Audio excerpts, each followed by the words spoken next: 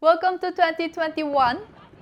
I hope you had a wonderful New Year's Eve, and I just want to personally wish you a wonderful New Year 2021, because we know what happened in 2020. It was very frustrating year, but this year will be a wonderful, awesome, fun, and better year. For me, this year will be very exciting and very new year because I'm going to try some new things too, such as online workshop. So you can cook with me live online.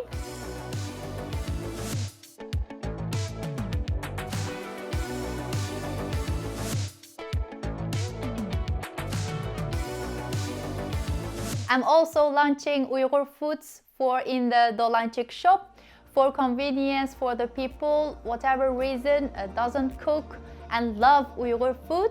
I'm also working on a cookbook, so lots of new things are happening. I hope you also take your chance and try some new things or online workshop with me. Together, we are going to make this year very awesome and very delicious. Enjoy your new year and take care. I hope you have a wonderful, happy, healthy year, and see you next week. Bye. Love you.